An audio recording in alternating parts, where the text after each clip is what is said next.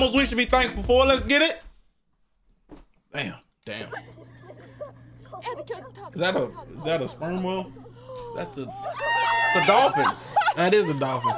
Fucking dolphin. Oh, he returned the phone. So you might remember a video I made, the 10 most wholesome animals in nature. Okay. Even though I admitted literally in the title that it was biased, I missed one, and I have no other excuse than I just forgot. So we're all familiar with the oppression Oreo of the ocean. They need no introduction. And you'll remember that I've called them the ultimate apex predator, with apex standing for ain't no person pressing them, no exceptions. Okay, well, right. There is one exception. There is at least one animal that'll stand up to this barcoded sea assault. That's right, we're talking about humpback whales. Don't they kill them? your new favorite whale. Because humpbacks will often go out of their way to interfere with orca hunts, basically calorie blocking them. And this 40-ton equalizer will often rescue seals, sunfish, and even other species of whales from attacking orcas. And it's not like humpbacks are immune to orca fates. In fact, that's probably how this all started. You see, orcas hunt like the wolves of the sea, by cutting off the young or weak from the group and then battering them into exhaustion. This strategy means this overgrown yin-yang guppy is directly responsible. Orcas are freaking like, come on now. All right, look. All I need is a rubber suit, a rubber mask, and like a 30,000 volt battery. And them orcas are done. Now you might be asking, Aaron, what are you gonna do? I'm jumping off the boat with the battery, attached to some wires. As soon as I hit the water, you're they're done. You're welcome. I'm sorry, YouTube. Aaron's on something today. We just letting him be him. So responsible for taking humpback calves off the census. So humpbacks do this thing called mobbing, where they'll confront and square up with killer whales to defend their next generation. And it's to the point where humpbacks will hear the sound of an orca hunt and take it personally, which is pretty bold for an animal with no teeth. But they do have flippers that can grow to the length of a pickup truck, with barnacles growing on them, which basically gives them barnacle brass knuckles. They use that and their size to send killer whales packing to protect their young. Get them out of here. Lots of animals be out here mobbing. And it's not exactly crazy to see an animal defending one of its own. Except, they don't just do this with their own. In 2009, a pair of humpback whales rescued a crab-eater seal from a pack of orcas that was about to make it into a memory, which they did by harassing the orcas until they eventually gave up. A week later, a humpback bailed out a Weddell seal by rolling onto its back and placing the seal on its belly after the ops of the ocean had knocked it into the water. And in 2012, a pair of humpback whales attempted to rescue a gray whale calf that had been separated from his mother by a pod of sea pandas. Chat, is this the greatest beef in nature? Nah. Like, what would y'all say is the greatest beef in nature? Me and every animal. Okay. If you see him in fight in the forest with a grizzly bear, help the bear. Please help. Help the motherfucking bear. Aaron versus the Rock, who in it? Me. I'm beating the shit out of the Rock, and I'm gonna tell you why. This is my strategy. Kick him in the dick. Okay. You that big, you can't grow muscles on your penis. I mean, he probably could. That's why they call him. That's probably why they call him the Rock, because it's rock hard. And even after the baby whale was reverse born, the two humpbacks proceeded to harass the orcas for the next 6 hours. Think about that. They could have been doing anything else with their time, and they actively chose to help out a different species. Now you can argue it's instinctual. Adult humpbacks will often escort a mom and calf pair since they're the most vulnerable to orca attacks. And it's possible that whales naturally defend any calves being attacked by orcas. If there are no calves around, they just defend. Think about how much area that is for that many whales to be in one spot. It's best thing, which I guess. You saw the video of the whale swallowing the boat? That shit was hilarious. Like the little boat? But it spit him up. It spit him up. Some cases might be a seal. But that leaves one big question. Why? Whales aren't exactly stupid. They know the difference between a seal and their own kind. So why go out of their way and actively put themselves in danger for something they're not even related to? Maybe they're just chill like that. And also, you don't have to be a seal to be temporarily adopted by a whale. Marine biologist Nod Hosser was terrified when a humpback spent 10 minutes pushing and nudging her. She was terrified until she noticed a 15-foot tiger shark moving on the other side of the whale. Cetaceans are arguably the smartest things on the planet without thumbs, so it's possible they're smart enough to have compassion. Or what if they can actually communicate? Like talk? Like not, because we can't understand them, but you know, like animals communicate, but what if they understand human communication to the level of like actual intellect? Because they're so large, their brains have to have a mass capacity, right? Like just think about that it. would be, They're like 10 times the size of us, if not more than that, right? Their brains are essentially that large. So I feel like some animals are capable of understanding. Obviously, dogs and dolphins and even orcas. Yeah. So I wouldn't doubt that a whale wouldn't be able to understand something. But I also cognitive thinking. I don't know. Social awareness. I don't know. The ops. Yeah. Yeah. That's literally what it is. Like, they're beefing with the orcas so much that it's like, I'm doing anything to stop you from getting what you want. Like you want to win in life. Yeah. That's crazy. Or they could literally be the orca's biggest hater that refuses to let any sea pandas eat while they're around. Altruistic animal or generational hater, either way the entire ocean should be grateful for the gatekeepers of the sea. They're not the only whales here either, because if Thanos snapped beluga whales into oblivion, the world would be a much darker place. That's what it is. And I'm not just saying that because they're white. Everything about the beluga whale is free serotonin. These travel-sized whales are often called the canaries of the sea since they communicate with a series of high-pitched calls. And it sounds nothing like anything that should come from a whale. Well, damn.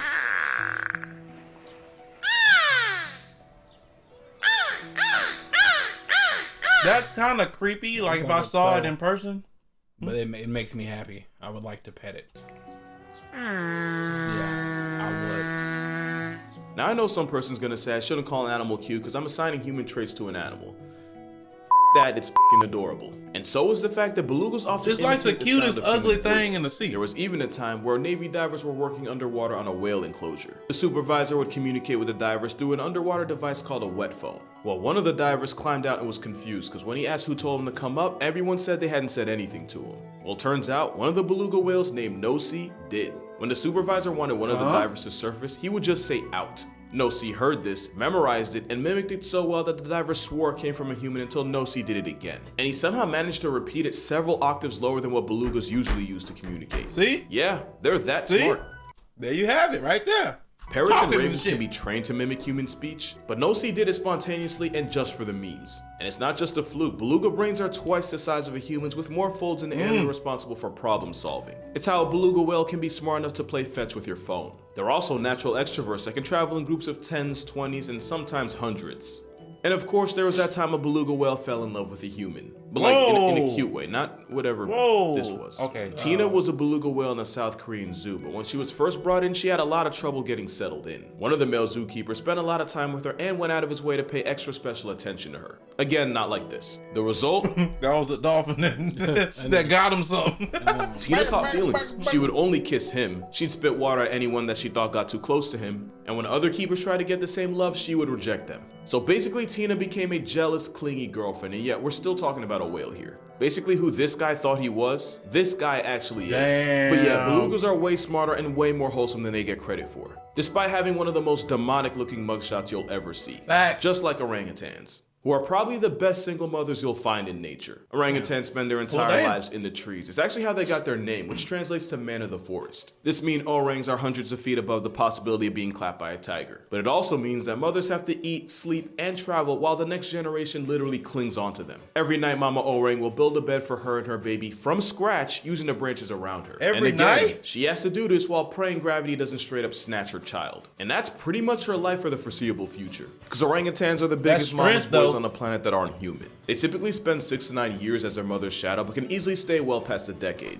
Because being a ginger tree gorilla has a high learning curve, orangs spend all this time learning how to orangutan from their mothers. But sometimes they choose to just not leave at all. And with the cost of rent, who could blame them? And while the sons usually dip out far and wide to start their own lives, the daughters usually stick around close to where their mothers raised them. They'll even visit their mothers every so often and even help out with any younger siblings. But honestly, the most wholesome thing about them is that this man is still able.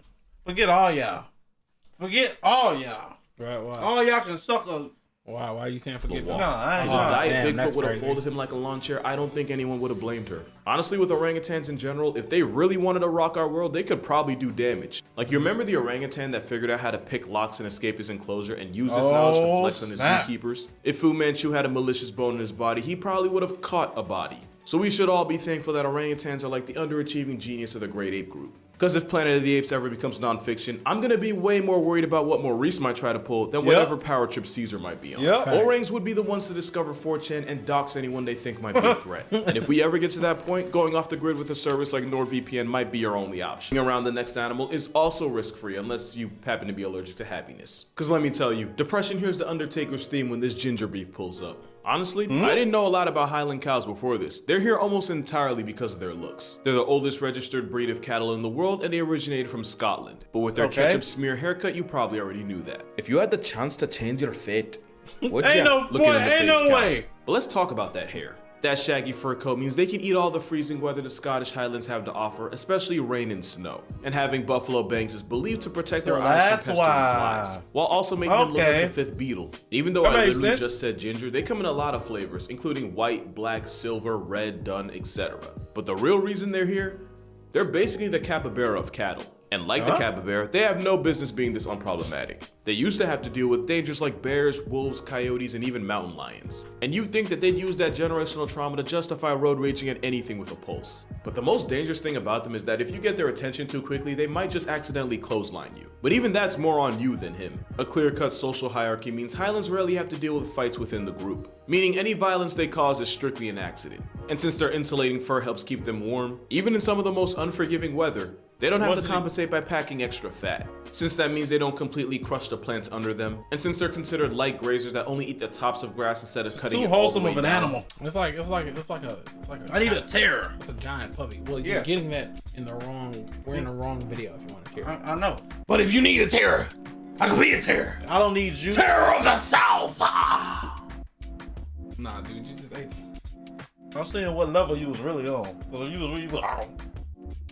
I was testing the waters. You see what I'm saying? Bro. Testing me? Move. Are you ready to play a game? We're on the internet. Are you ready to play a game? No. Let's play a game. This is what bruh. Are you ready to play a game, Michael? 5 minutes later. Bro, let's get back to the video, bro. I am scared. I'm terrified. Double checking. I'm terrified. Let's double checking. That means this cow manages to even be a friend to grass. It's pretty much a tank with golden retriever software running it. And we should be thankful for them just existing. This last animal is gonna sound random, but once I give you his full back, so let's talk about Pale Male. Nah, not the guy from the movie High School Really. What the hell is that? Pale Male was a red-tailed hawk that moved to New York City in the early 90s. At first he tried nesting in a tree, but then got evicted by a neighboring family of crows who I guess wasn't accepting of his kind. And I'm guessing one of their names was Jim. So he decided to settle on a building on 5th Avenue just across from Central Park. And once he was all good and settled, he found a mate who people named First Love. They 100% jinxed her because she would become injured and was moved to a raptor rehab center in New Jersey, and evidently PM would rather start all over than move to New Jersey. I'm from New Jersey, I can make those jokes. But while she was gone, he found a new mate, this one a young female named Chocolate. You can just call that an entanglement. The first time parents struggled to bring up their kids, but eventually would successfully raise 3 chicks who would go on to live in a nearby park. And a little while after that, a car would turn Pale Male into a widow after Chocolate collided with it on a New Jersey turnpike. But one could argue that was her fault for being in New Jersey in the first place. But just like that, First Love returned fresh from rehab and lived up to her name after she and Pale Male reunited. And together, First Love and Pale Male raised multiple chicks. That is until First Love became initials on Pale Male's Twitter bio after she ate a poisoned pigeon. And at this point, Pale Male became a playboy who went through multiple... Who the keep it up with these birds? People in Isn't he a wild bird? People in New Jersey. I see why. If you only understood, if you only paid attention to the wild, you know. Like Senior Singerson, the owl that's literally outside on the fence right now. He's always there. We have no way of knowing for sure, but it's believed Pale Male had at least 4 wives and up to 25 children. Also at one point, Building was removed his longtime nest, so for a while it looked like it was up for him. But by this time, Pale Male had fans, and they weren't having any of it. And after multiple protests, the city compromised by installing a cradle for Pale Male and whoever he was shacking up with to nest in. So yeah, bro had all types of plot armor. We don't know if he's still alive, but if he is, that would make him well over 30. He got that Riz, for real. His DNA still flying around Central Park to this day. And as a bird of prey who hunts them for a living, that makes Pale Male directly responsible for single-handedly nerfing the number of rats and pigeons in this city. And if you're not thankful for that, then you've never been to New York. And as someone who used to be afraid of pigeons, I know that's something I'm thankful for. But that's gonna do it for this video. Be sure to check out W-Riz, Pale Male.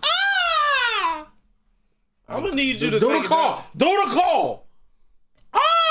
There we go. Thank you for subscribing to InternetCity. And you better be following us on Twitch, or I'm gonna eat some.